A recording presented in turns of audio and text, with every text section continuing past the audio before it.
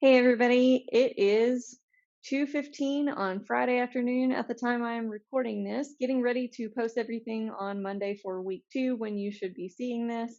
I'm wearing a nice cozy sweater because it's pretty cold. I got a nice big cup of tea, and I'm ready to just give you a real quick overview of what you need to do. First, read your textbook chapter, Schweigert chapter 3, but it's just a little piece of chapter 3, and I have posted the PDF here for you. Now, starting next week in week 3, the readings won't be posted for everyone anymore. So if you still don't have access to your textbook, please let me know. Also, please be on the lookout for the announcements for the new contact methods that I have let you know.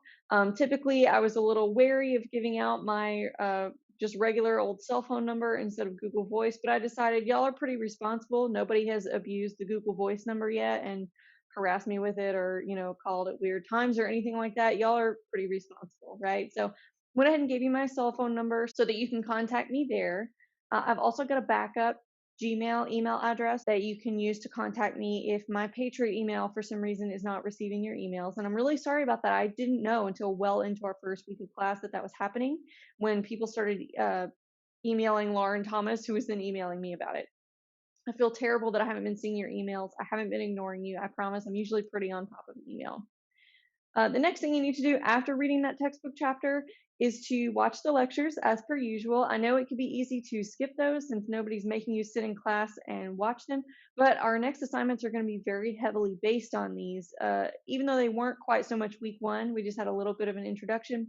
Now in week 2, you're going to be learning about hypotheses, about the stuff you read in your textbook, just illuminated a little bit more. But this is going to be very applied. We're now going to be talking about how do you create a hypothesis? Because that's going to be one of your upcoming assignments. And in between some of the short lecture videos, I know there's a lot of them, but I like to keep them under 10 minutes to hold your attention better because I know that works well for me, and I'm sure it does for many of you. I have little ungraded practice quizzes that cost you nothing to take. They earn you nothing to take, except that it might help you practice the concepts really quickly immediately after watching a lecture, just to make sure you understood the concept. And then if you don't understand the concept, that's a sign that you might want to come into office hours and have a chat with me to make sure you clear something up, or send me an email.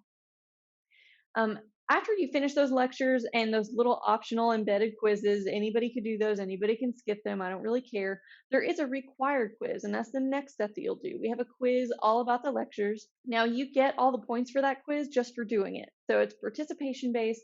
It's worth 5 points. There's going to be 10 of these will count throughout the semester that will count for ultimately 5% of your grade. This is almost like an attendance grade just for online.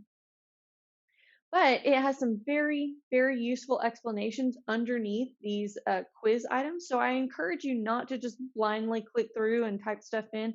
I encourage you to actually read the answer explanations that it pops up for you when you put in an answer, whether it's correct or incorrect. You're going to get some kind of explanation. I also want to give you a heads up that Canvas will automatically grade this assignment. So you may get a score that's something like 3 points or 3.5 instead of your full 5 points right away. That is because in order for me to mark an answer on multiple choice as the correct one, so that Canvas will give you the feedback and say this one's right, it's also going to automatically give you points for that if it was right and not give you the points if it was wrong. We, meaning me and your TA Nancy, are going to go back and correct that. So if you get a score that's not 5 points right after you complete the quiz, it's because we have to go through and fix Canvas's grading. So it automatically assigns you points for what you got right.